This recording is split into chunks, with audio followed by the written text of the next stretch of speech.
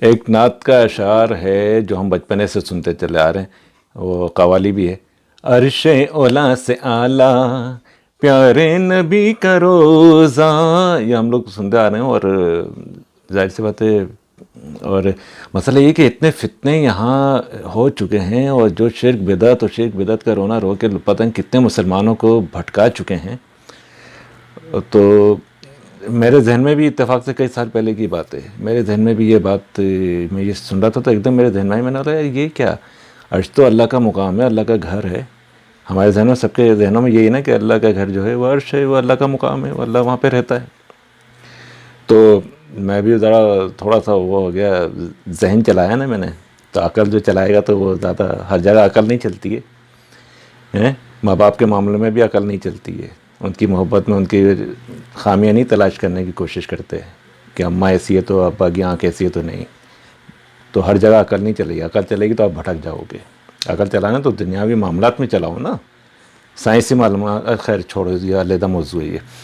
تو میں بولا تو میرے ذہن میں تھا کہ یار یہ عرش اولا سے کیسے ہو سکتے، تو اللہ تعالیٰ کا گھر ہے۔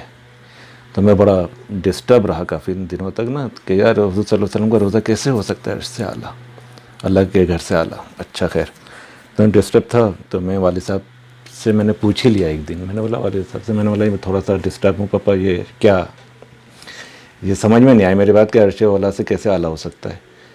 دیکھیں آپ بزرگوں کی بات، یہی میں یہ بزرگوں کی بات، یہی میں کسی درباری ملا یا کسی گستاخ سے پوچھتا تو وہ مجھے وہ قرآنی آیتیں لا کے بتاتا، بولتا ہاں بالکل تم صحیح کہہ رہے ہو، کیسے اعلیٰ ہو سکتا ہے، اور یہ وہ مجھے قرآنی وہ آیتیں لاتا جو بتوں کے لیے آئی ہوئی ہوتی ہیں یا کافروں کے لیے آئی ہوئی ہوں گی، وہ فوراً لگا کے مجھے سمجھا دیتا اور میں بھٹک جاتا۔ اللہ مجھے بھٹکنے سے بچائے۔ تو خیر میں والد صاحب سے پوچھا تو والد صاحب نے بولا تم کیا سمجھ رہے ہو، یہ عرش کیا سمجھ رہے ہو، عرش اللہ کا گھر سمجھ رہے ہو؟ تو اللہ کا تو کوئی گھر نہیں ہے، عرش تو بے شمار ہیں، بہت بے شمار ہیں، کتنی تعداد ہے عرش کی کسی کو نہیں پتہ سوائے اللہ اور اس کے رسول صلی اللہ علیہ وسلم کے۔ تو عرش اولا وہ جگہ ہے جہاں حضور صلی اللہ علیہ وسلم نے ایک بشری لباس جو کئی پردوں میں اس دنیا میں لایا گیا، نور، تو وہ بشری لباس بھی نوری ہے۔ تو اس کے جو جہاں ملاقات ہوئی ہے، نالین مبارک کے نے جہاں قدم رکھے ہیں، جس عرش کے اوپر، ہزاروں عرش ہیں، پتہ نہیں کتنے عرش ہیں، اللہ بہتر جانتا ہے۔ تو وہ عرش، تمام عرش جتنے بھی ہیں، ان سب سے اعلیٰ مقام ہو گیا صرف حضور صلی اللہ علیہ وسلم کے وہاں قدم بوسی ہوئی ہے بشری لباس میں سے۔ آپ یہ دیکھیں اس کا اتنا مقام ہو گیا کہ وہ تمام عرش سے اعلیٰ ہو گیا، اور اللہ تعالیٰ کا کوئی گھر نہیں ہے، یہ ذہن میں رکھنا۔ تو اللہ تعالیٰ بے نیاز ہے۔ قل ہو اللہ شریف کا آپ ترجمہ پڑھ لیں تو پتہ چل جائے گا کہ اللہ کا کوئی گھر نہیں ہے، اللہ بے نیاز ہے ان تمام چیزوں سے۔ یہ کائنات جو اللہ تعالیٰ نے بنائی ہے، یہ حضور صلی اللہ علیہ وسلم کی وجہ سے ہی سجائی ہے۔ تمام عرش و کرسی جو سجائے گئے ہیں حضور صلی اللہ علیہ وسلم کی ہی وجہ سے سجائے گئے ہیں، وہ اللہ تعالیٰ کے محبوب ہیں اس لیے۔ یہ دنیا تو بہت ایک چھوٹا سا حصہ ہے، دنیا کو یہ بہت بڑی فضیلت ہے زمین کو کہ یہاں حضور صلی اللہ علیہ وسلم کا تشریف فرما ہے۔ تشریف فرما تو آپ ہر جگہ ہیں، تو یہاں باقاعدہ جو ہے جو بشری لباس دیا گیا اس کے ساتھ موجود ہیں۔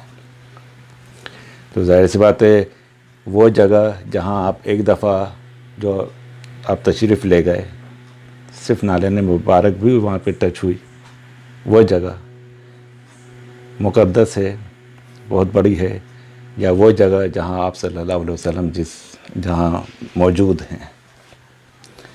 تو ظاہر سے تو پھر میری بات سمجھ میں ایک سیکنڈ میں یوں آئے گی۔ یہ تو میں آپ کو تفصیل کا لمبی بتا دی، انہوں نے اتنی تفصیل بھی نہیں بتائی تھی، انہوں نے بس ایک دو جملے بولے تھے والد صاحب نے، اور میری سب سمجھ میں آ گیا تھا۔ یہ ہوتا ہے بزرگوں کا کمال، بزرگوں کی صحبت کا اثر۔ اللہ تعالیٰ ہمیں بزرگوں کے ساتھ رہنے کی توفیق عطا فرمائے، آمین۔ تو مجھے وہ شعر اعلیٰ حضرت صاحب کا یاد آ رہا ہے، میں آپ کو سناتا ہوں۔ اعلیٰ حضرت صاحب کا وہ شعر،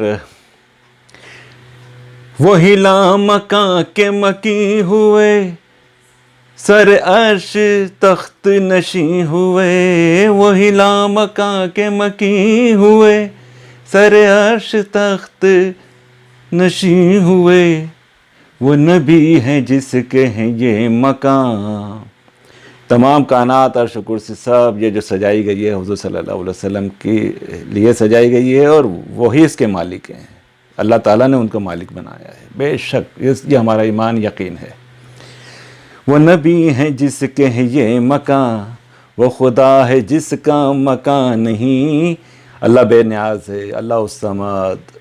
اللہ کو مکانوں کی ان چیزوں کی ضرورت نہیں ہے، تخت اور عرش اور یہ وہ سب، اللہ بے نیاز ہے ان چیزوں سے. اللہ تعالیٰ نے اپنے محبوب کے لیے تمام چیزیں سجائی ہیں. دیکھو بزرگوں کے کلام بھی دیکھو، وہ بات سمجھتے ہیں. وہی لامکاں کے، وہی لامکاں کے، وہی لامکاں کے مکی ہوئے، سر عرش تخت نشیں ہوئے، وہ نبی ہیں جس کے ہیں یہ مکان، وہ خدا ہے جس کا مکان نہیں. صلو علیہ وآلہ، صلو علیہ وآلہ. عرش اولا سے اعلیٰ، پیارے نبی کا روزہ. میں تخلف سمجھ میں آ گیا ہوگا، اس لیے عقل کے گھوڑے مت دوڑائے کرو پلیز خدا کے لیے. ہر معاملے پلیز عقل کے گھوڑے ہر جگہ ہر معاملے میں ذہن نہیں چلائے کرو، بھٹک جاؤ گے. اگر کبھی ایسی کنفیوژن ہو یا کچھ آتے ہیں خیالات، آتے ہیں بہت، آتے ہیں نگیٹو بہت آتے ہیں، شیطان نفس تو لگا ہوا ہے نا، تو پلیز کسی ایسے گستاخ کے پاس مت چلے جانا. کسی ایسے بزرگ کے پاس جانا ہے، کسی ایسی اللہ والے کے پاس. اللہ والا کون؟ جو حضور صلی اللہ علیہ وسلم، ہمارے پیارے حبیب صلی اللہ علیہ وسلم، کہ اللہ کے حبیب کی محبت آپ کے دل میں روشن کر دے. وہ ہے اللہ والا. ہر ایک کے پاس نہیں آپ چلے جائیں اور اس کی باتوں میں آ جائیں، نہیں، وہ صحیح بتائے گا. تو پلیز اپنا خیال رکھیے گا اور دعاؤں میں یاد رکھیے گا. السلام علیکم.